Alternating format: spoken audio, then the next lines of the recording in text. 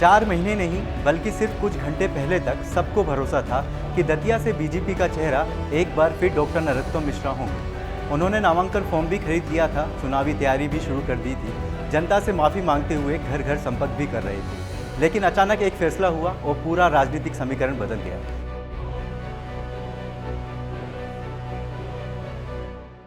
नमस्कार, आप देख रहे हैं पीपल्स अपडेट। मैं हूं सुमित श्रीवास्तव। आज बात करेंगे मध्य प्रदेश की उस सीट की जिसने बीजेपी के अंदरूनी राजनीति को फिर सुर्खियों में ला दिया है।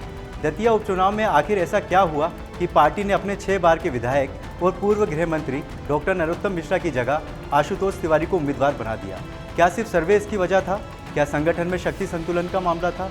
क्या नरोत्तम मिश्रा की वापसी से बीजेपी के भीतर नया पावर सेंटर बनने का खतरा था? और अब इस फैसले का उपचुनाव पर क्या असर पड़ेगा? सबसे पहले समझते हैं कि आखिर पूरा मामला शुरू कैसे हुआ।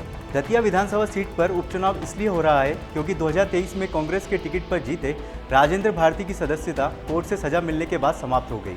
इसके बाद चुनाव आयोग ने उपचुनाव की घोषणा कर दी। जैसे ही चुनाव का ऐलान हुआ, डॉक्टर नरोत्तम मिश्रा पूरी ताकत से मैदान में उतर गए।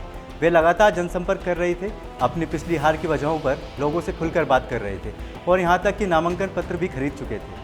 पार्टी के प्रदेश नेतृत्व ने भी उनका नाम केंद्रीय नेतृत्व को भेज दिया था। ऐसे में लगभग सभी को लग रहा था कि टिकट तय है। लेकिन फिर ऐसा क्या हुआ कि आखिरी वक्त पर पूरा खेल बदल गया।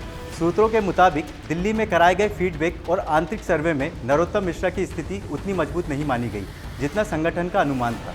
बताया जाता है कि स्थानीय माहौल और जीत की संभावना को देखते हुए पार्टी ने आखिरी समय में उम्मीदवार बदलने का फैसला किया। इसके बाद बीजेपी ने पूर्व संभागीय संगठन मंत्री और संघ की पृष्ठभूमि वाले आशुतोष तिवारी को मैदान में उतार दिया। लेकिन क्या वजह सिर्फ सर्वे थी?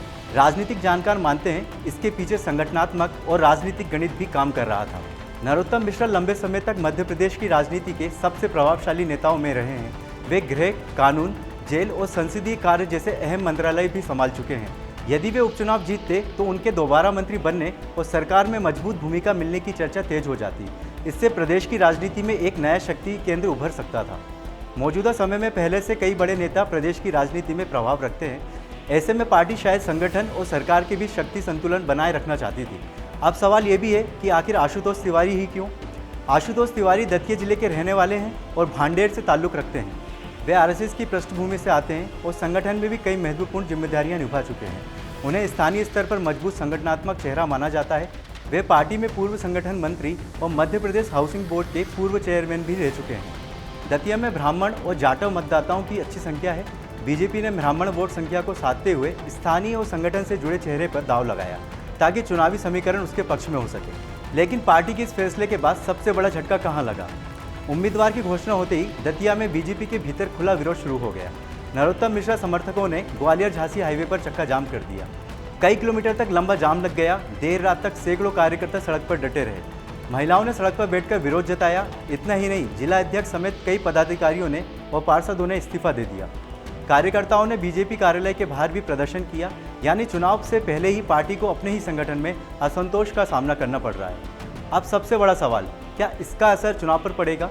दतिया में बूथ स्तर तक नरोत्तम मिश्रा का मजबूत नेटवर्क माना जाता है। ऐसे में बीजेपी की सबसे बड़ी चुनौती अपने नाराज कार्यकर्ताओं और समर्थकों को फिर से एकजुट करना होगी, क्योंकि किसी भी उपचुनाव में संगठन की एकजुटता ही जीत और हार का सबसे बड़ा अंतर तय करती है। यह उपचुनाव मुख्यमंत्री डॉक्टर मोहन यादव और प्रदेश बीजेपी अध्यक्ष हेमंत खंडेलवाल दोनों की प्रतिष्ठा का चुनाव भी माना जा रहा है।